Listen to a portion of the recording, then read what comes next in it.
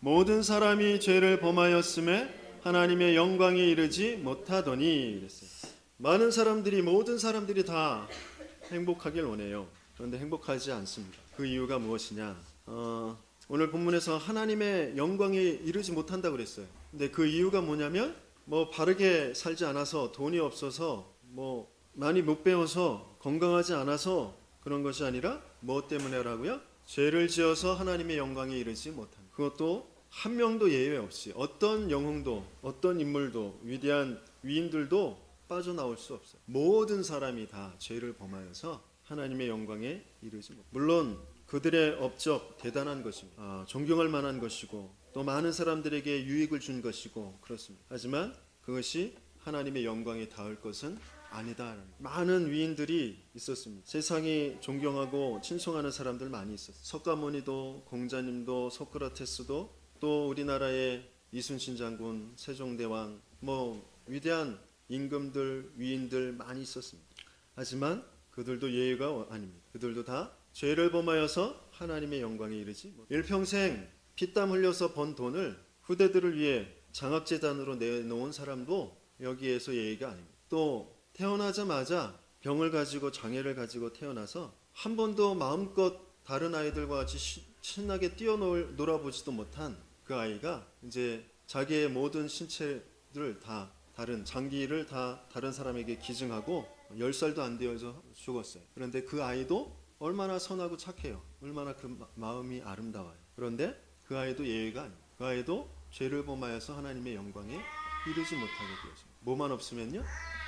복음만 없어요. 복음을 듣지 못하면, 복음을 정말 알지 못하면, 그리스도를 통하여 하나님을 만나지 못하면 그 모든 것이 다 헛되고 헛된 일들이 되어집니다. 개인적으로 다른 사람들한테는 유익이 되어지죠. 그 개인에게는 그 영혼이 살아나지 못해요. 영원한 그 멸망 저주에서 벗어날 수가 없어요. 그런데 우리는 오늘 본문 23절 그 밑에 24절을 보면요, 그리스도 예수 안에 있는 속량으로 말미암아 하나님의 은혜로 값없이 의롭다 하심을 얻은 자 되었느니라 그랬어요. 우리가 이런 은혜를 받았어요. 우리가 뭘 잘해서가 아니라, 우리가 뭐가 똑똑해서가 아니고 하나님의 그 은혜로 값없이 의롭다 하심을 얻게 되어진 자가 되었습니다. 그리스도를 알고 예수가 그리스도 되심이 믿어지고 그 그리스도를 영접함으로 우리의 인생은 완전히 바뀌어지게 되어졌습니다. 종의 신분에서, 사단의 종에서, 마귀의 종에서, 거짓의 아비, 세상 신, 그 더러운 사단 마귀의 종노릇하며 살았던 우리가 하나님의 자녀의 신분으로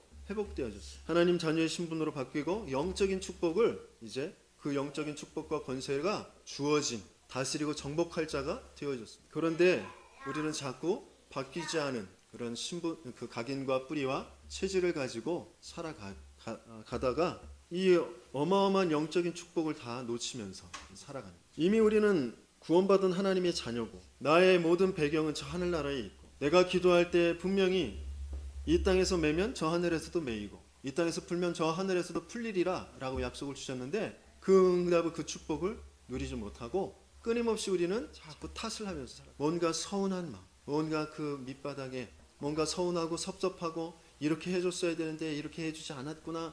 내가 그런 원망, 불평, 누구 때문에, 부모 때문에, 남편 때문에, 아내 때문에, 자녀 때문에, 그 놈 때문에, 그 니언 때문에, 그러면서 그렇게 누구 때문에 라고 자꾸 이야기합니다. 근데 이것을 바꿔야 돼요. 이제 그리스도를 통하여서 이 생각들이 바뀌어져야 돼요. 이제 모든 사람들 덕분에, 모든 것 덕분에 내가 그리스도를 알았구나. 영원한 축복 속으로 내가 들어갔구나. 덕분에로 바꿔. 누구 때문에가 아니라 남편 덕분에, 아내 덕분에, 부모 덕분에, 자녀 덕분에, 그 사람 덕분에 내가 더욱 기도할 수 있게 되어져. 덕분에 내가 더 복음을 알게 되어져. 덕분에 더 내가 진짜 것, 완전한 것, 본질적인 것, 그것 찾게 되어졌구나. 덕분에 감사하다.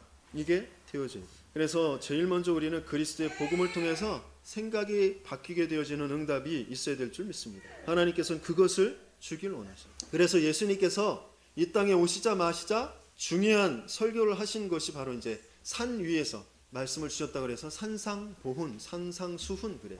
보배롭고 빼어나고 아름답고 그리고 높은 그런 가르침, 그래서 산상보훈, 산상수훈. 그런 마태복음 5장에 말씀하시고 뭐라고 말씀하셨죠? 우리 한번 읽어볼까요?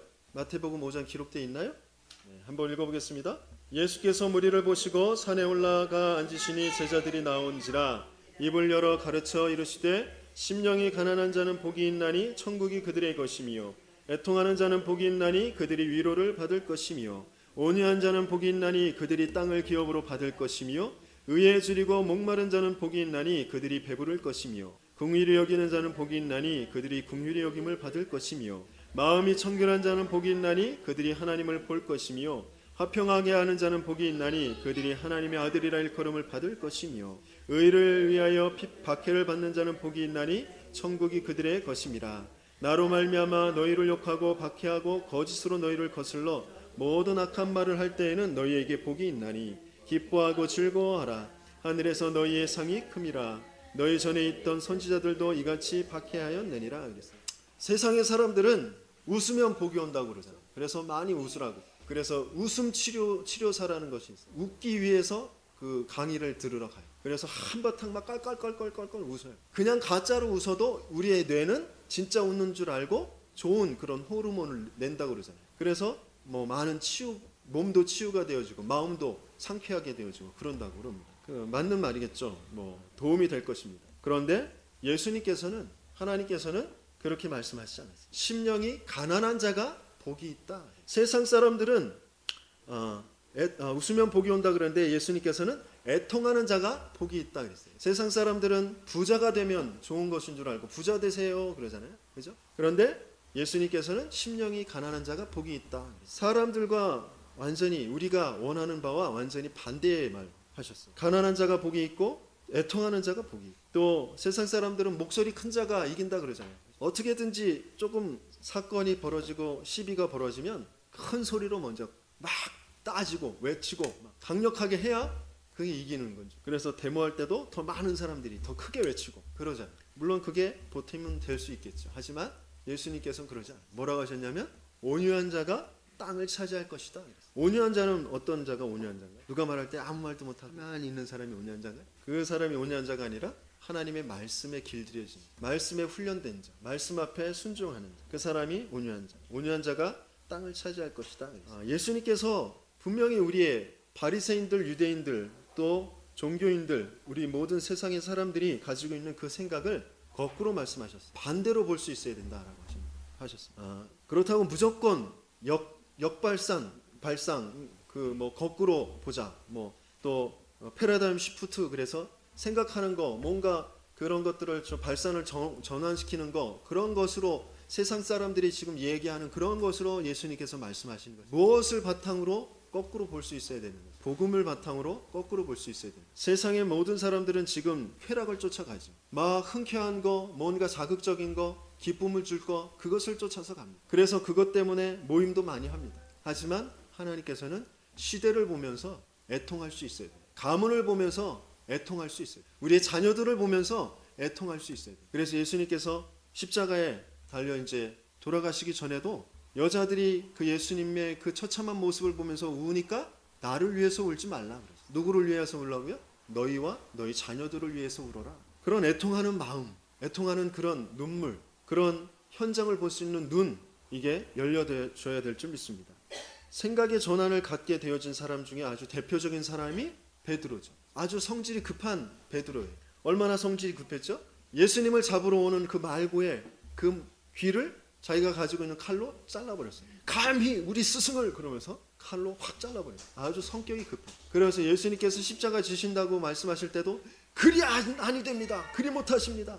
제가 지키겠습니다. 그렇게 아주 화끈한 성격을 가지고 있는 사람. 그러면서 또 배반할 때도 화끈하게 난 절대 모른다. 그렇게 이제 하는 사람. 그런데 그런 베드로가 완전히 생각이 바뀌어졌어요. 어떻게 바뀌어졌냐? 베드로전서 3장 8절에서 9절 우리 함께 읽어보겠습니다. 마지막으로 말하노니 너희가 다 마음을 같이하여 동정하며 형제를 사랑하며 불쌍히 여기며 겸손하며 악을 악으로 욕을 욕으로 갚지 말고 도리어 복을 빌라. 이를 위하여 너희가 부르심을 받았으니 이는 복을 이어받게 하려 하심이라. 나에게 조금만 손해를 끼쳐도 그거 못 봐주잖아. 베드로도 그런 사람이었어요. 그런데 완전히 바뀌었어요. 악으로 악을 갚지 마라. 욕을 욕으로 갚지 마라. 도리어 복을 빌어줘라. 이렇게 바뀌어버렸어요. 어떻게 바뀌었을까? 바로 부활하신 그리스도를 만나고 하나님 그 그리스도께서 주시는 그 미션을 받고 내 어린 양을 치라 3번씩이나 거듭해서 똑같은 미션을 주셨어요. 그리고 40일 동안 집중해서 감람산에서 그 하나님 나라의 일에 대해서 미션을 받고 마가다락방에 모여 성령에 충만한 그 역사를 체험한 뒤에 말씀이 성취되어지는 그 현장에 있는 것이구나, 우리가 그것을 체험한 뒤에 이 생각이 완전히 바뀌어졌어요. 그래서 저와 여러분들도 그리스도의 이 복음을 듣고 또 예배 자리에 합심하여 함께 기도하는 그 자리에 있고 그러면서 내 인생에 내 자신의 말씀이 성취되어지는 그 체험이 있어야 될 줄. 하나님은 그걸 주시길 원하죠. 그때에 완전히 생각이 바뀌어지게 돼요. 그러면서 그 어마어마한 축복을, 그 축복의 문들이 열려지며 그 축복의 인도를 받게 되어질 줄 믿습니다.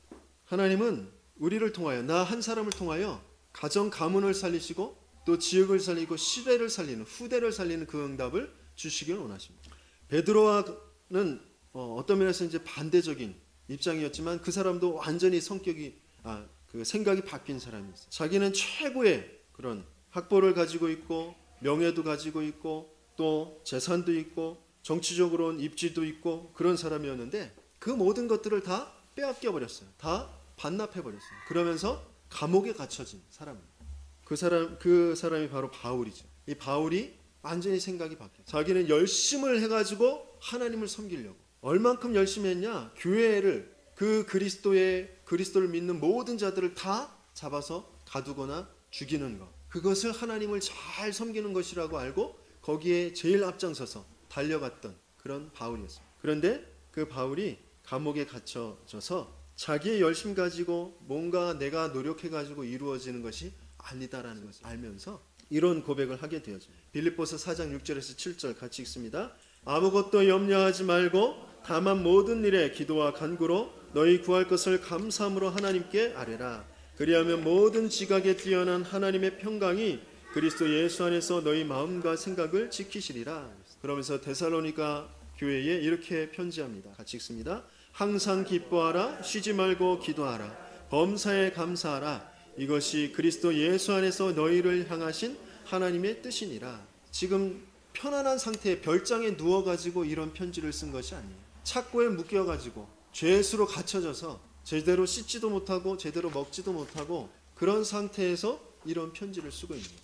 생각이 완전히 바뀌었어요. 저와 여러분들에게도 하나님께서는 분명히 어떤 어려움 속에서 문제 속에서 가장 중요한 응답의 길을 찾기를 원하십니다. 생각을 바꾸시는 그런 응답이 있으시길 열심히 축원합니다. 어떻게 바꿀 수 있느냐?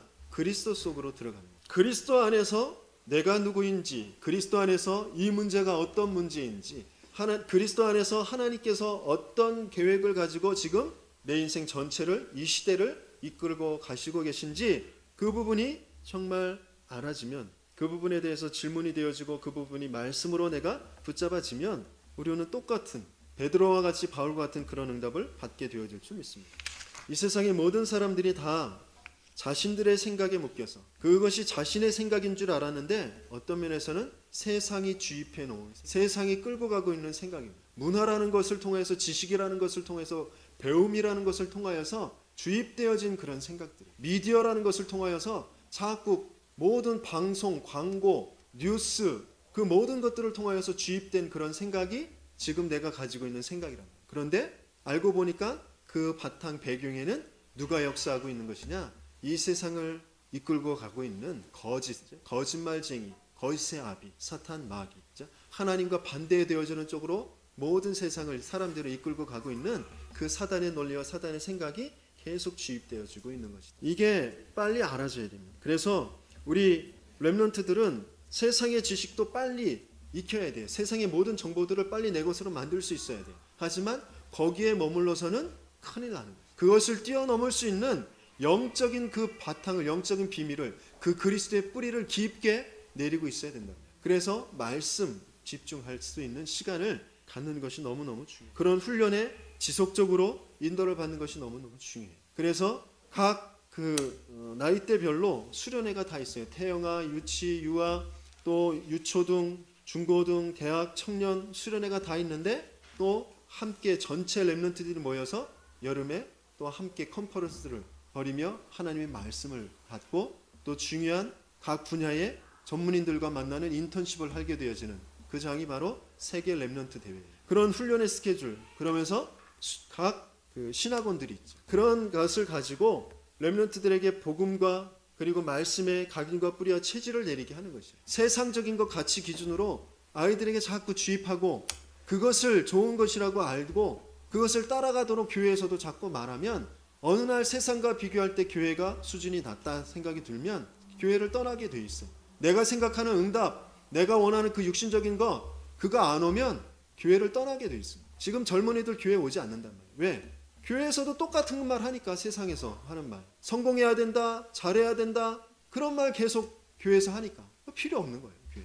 그렇지 않아요. 이 세상에 지금 문제가 계속되어지는 이유, 개인이 행복하지 않은 이유, 끊임없이 사회는 세상은 발전되어져 가고 있는 것 같은데, 과학과 의학이 발전되어 가는 것 같은데 정신병자들 더 늘어나고 범죄자들 더 늘어나고 있는 그 이유, 재앙이 계속해서 몰려오고 있는 그 이유가 무엇이냐? 그것을 알려주는 것이 교회예요. 그것이 계속 강조되어지고 그것에 계속 뿌리가 내려져야 된단 말이에요. 그래야 흔들리지 않아요.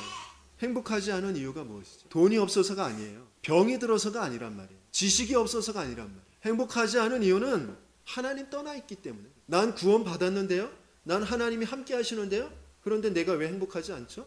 내 생각과 내 마음이 하나님의 뜻과 맞지 않게 하나님 떠나 있기 때문에 내가 지금 불행하다고 느끼는 거예요. 내가 지금 두려움과 염려에 휩싸여 있는 것이. 그것을 우리는 또 바로 자각하고 빨리 하나님 속으로, 그 그리스도 속으로 들어갈 수 있어야 된다. 그리고 내 주위의 사람들이 왜 염려하고 왜 근심하고 왜 지금 엉뚱한 자리에서 방황하고 있는지, 왜 술에 의존하고 있고 왜 남자의 여자에 의존하고 있고 뭔가 쇼핑 중독에 걸려 있고 성형 중독에 걸려 있고 그러느냐? 다 그것이 하나님 떠나 있기 때문이다라는 것을 우리는 반드시 알고 그들을 도와줄 수 있어야 된다. 원래 인간은 최고의 형상과 권세를 가지고 하나님께서 만드셨어요. 하나님의 형상대로 만드셨고 이 땅을 정복하고 다스릴 수 있는 그런 권세를 주셨단 말이에요. 그런데 그걸 다 잃어버렸다. 하나님의 형상 온도간 데 없고요. 세상의 형상 가지고 나를 알려고 그래요. 돈이라는 그것 가지고 과정, 환경, 지식, 어떤 명예, 내가 할 수 있는 어떤 능력, 그것 가지고 나를 판단하려고 합니다. 세상의 형상 가지고 나를 알려고 해요.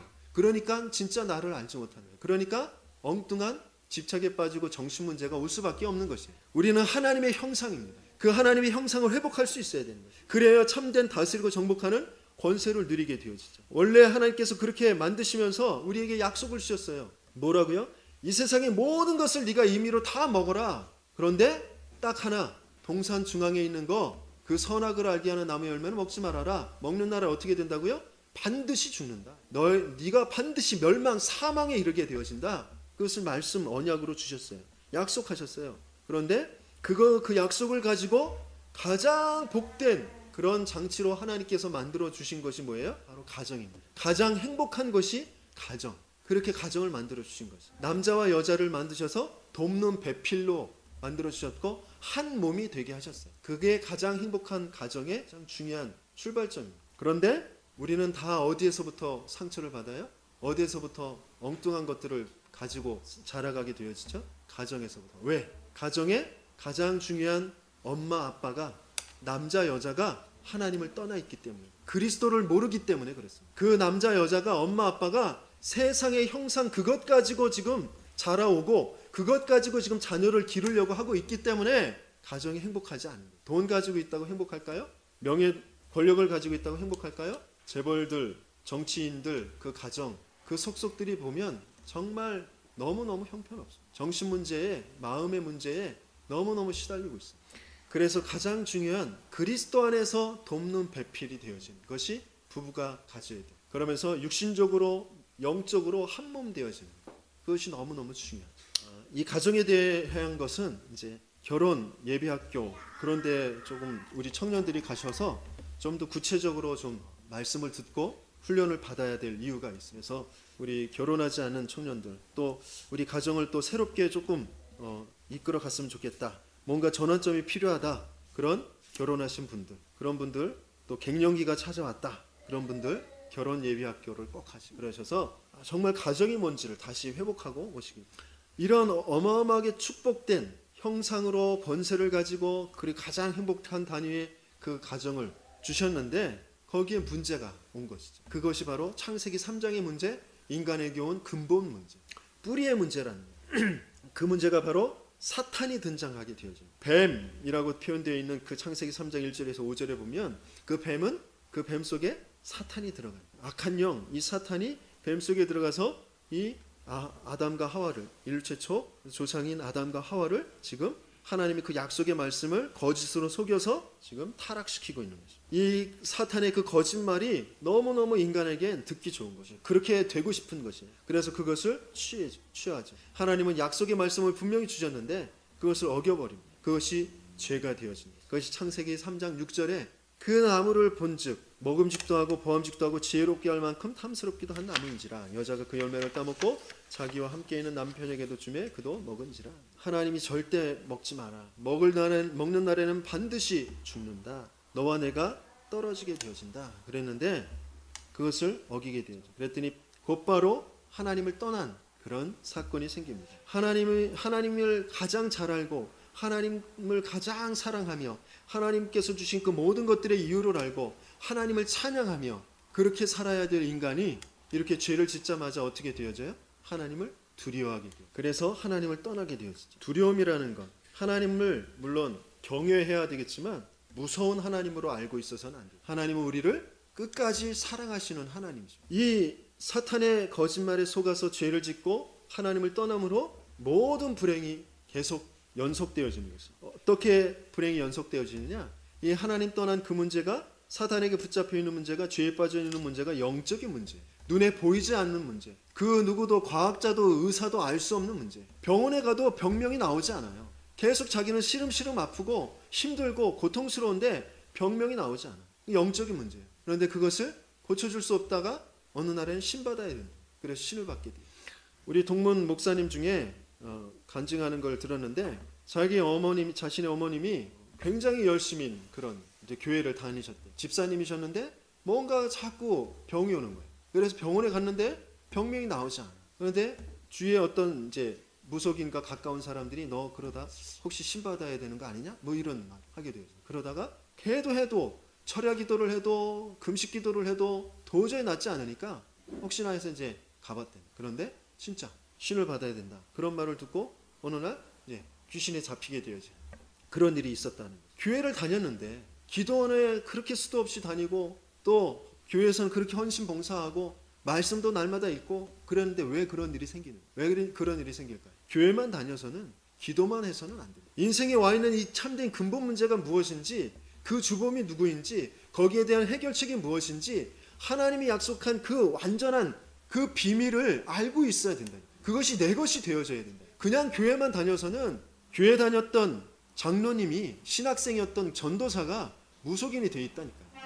그건 영적인 문제예요. 그러면서 영적인 문제는 반드시 따라오는 것이 우상 숭배, 우상 문제. 하나님이 아는 다른 것을 섬기게 되어져요. 끊임없이 귀신의 역사가 따라오게 되어집니다. 그러면서 정신에 자꾸 불안과 두려움, 염려와 강박증, 그런 분열증, 우울증 이런 것들이 계속 찾아와요. 그러면서 육신의 문제, 질병과 가난과 실패 이런 것들이 계속 찾아오고 중독과 집착 이런 것에 빠지게 되어져. 그러면서 그렇게 지옥과 같이 살다가 육신의 죽음 위에는 영원한 내세, 영원한 지옥의 심판이 기다리고 있다는 거예요. 이게 모든 사람에게 지금 처해 있는 그런 불행이란 말이에요. 그것이 자기 혼자만 겪는 것이 아니라 똑같이 그 영적인 문제, 우상 숭배의 문제, 그 저주와 재앙, 그 정신의 문제, 육신의 문제, 그 내세의 지옥의 문제, 그것을 고스란히 후대에게, 자기 자녀들에게 남겨주게 되어집니다. 그게 모든 사람들의 지금 있는 그런 근본 문제입니다. 이것을 가져다 주는 자, 이 불행을 주는 존재가 있다. 세상에는 많은 범죄 사건들이 있어요. 거기에 억울한 사람이 있고 가해자가 있고 그렇죠. 범죄는 법에는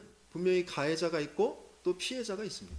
그것을 분별해서 법적으로 처벌을 해야 되겠죠. 하지만 영적으로는 가해자는 딱 한 존재밖에 없어요. 영적으로는 모두가 다 피해자인 거죠. 저 아이를 성폭행하고 죽이고 그 사람도 피해자예요. 영적. 일평생 사탄에게 속은 그 세상에 속은 피해자인 거죠. 그래서 우리는 그들을 불쌍히 여기고 그들에게 복음을 전달해줄 그런 의무가 있는 거죠. 성경에만 이 존재를 정확하게 알려주고 있어요. 계시록 12장 9절에 보면 큰 용이 내쫓기니 옛뱀, 옛뱀은 왜 옛뱀이라고 써있죠? 창세기 3장에 인류 최초 아담과 하와에게 나타났던 그 옛뱀, 마귀라고도 하고 사탄이라고도 하며 온 차원을 꿰는 자라. 그가 땅으로 내쫓기니 그의 사자들도 그와 함께 내쫓기니라.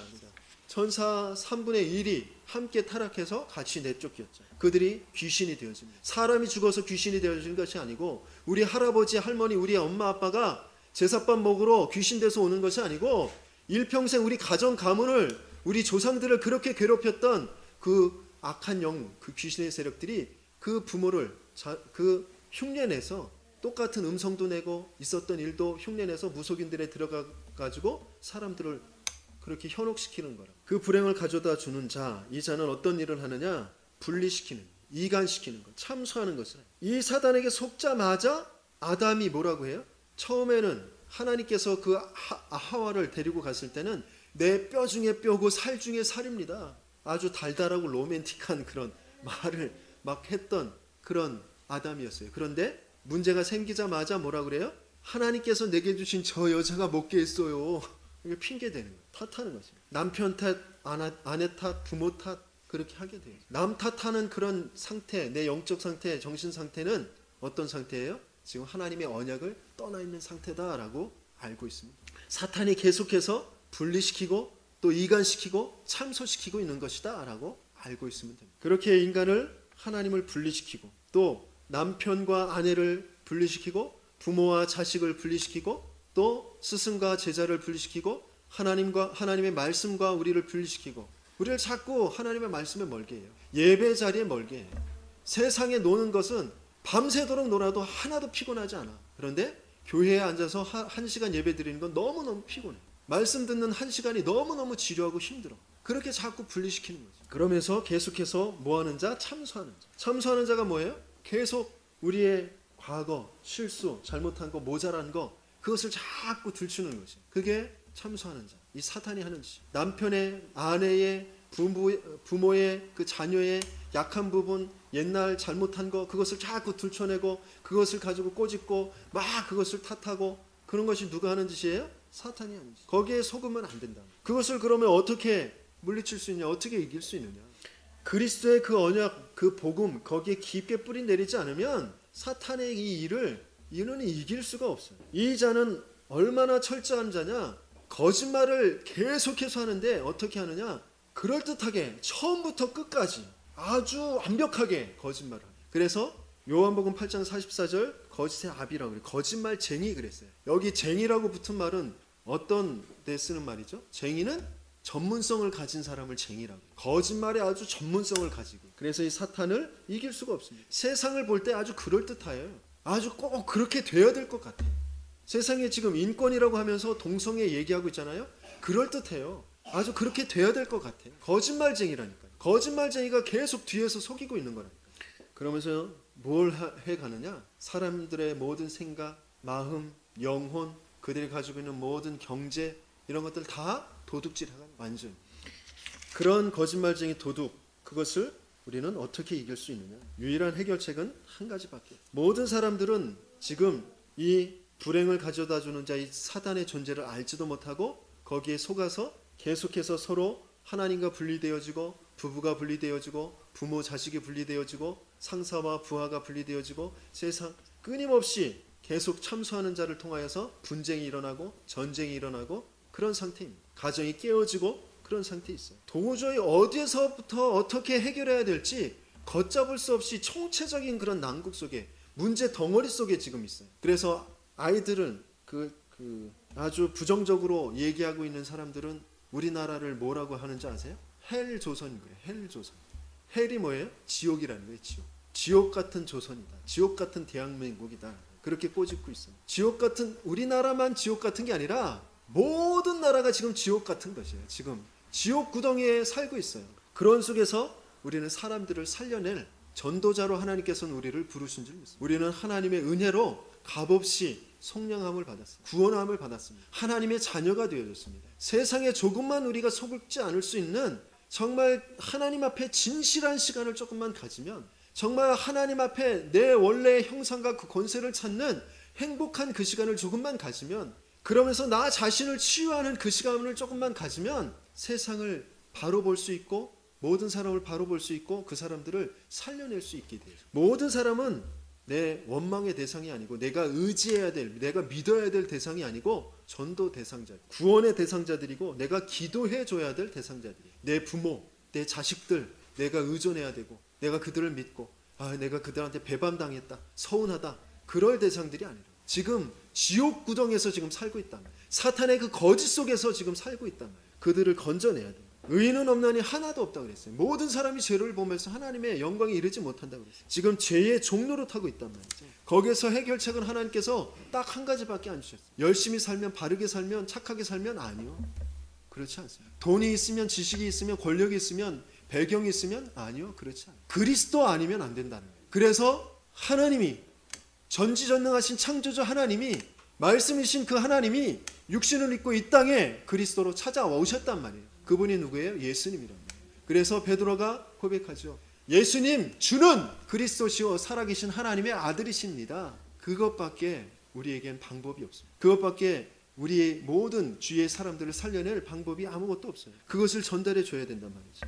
그분만이 하나님의 일을 멸하신 사탄의 일을 멸하신 하나님의 아들이시다라는 거예요. 그분만이 우리의 모든 멸망 그 죄에서 해방하신 해방자이시다라는 거예요. 죄와 사망의 법에서 우리를 해방하신 그리스도 예수 안에 있는 생명의 성령의 법으로 자유를 누리며 자유를 주는 저와 여러분들에게 예수님을 축원합니다.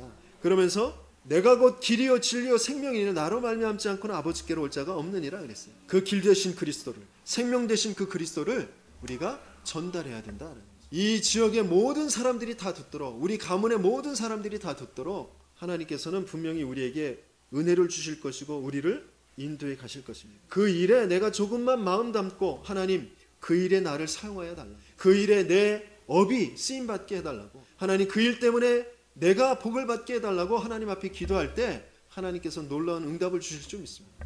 하나님 앞에 내 인생을 두고 내 업을 두고 조금만 간절하게 진실된 시간을 가져보세요. 내 문제 앞에서, 사건 앞에서 조금만 하나님의 그 언약으로 행복한 시간을 조금만, 이 세상을 향한 하나님의 그 계획을 붙잡고 나를 통하여서 하나님께서 이루실 그 일을 두고 하나님의 경영 속으로 들어가서 행복한 시간을 조금만 가져. 내 인생 반드시 하나님이 그렇게 하나님의 생각을 이루실 것이고 하나님의 경영을 이루실 것이다. 그것을 가지고 조금만 행복한 시간을 갖게 되어줄 때 우리가 힘을 얻게 되어집니다. 내가 치유를 얻게 되어집니다. 내 생각이 바뀌어지게 되어집니다. 그러면 이번 주에 우리가 조금 찾아봐야 될 그 미션이 뭐냐면 나의 당연을 찾아보는. 그래서 저의 그 당연을 그 밑에 조금 기록해 두었는데요.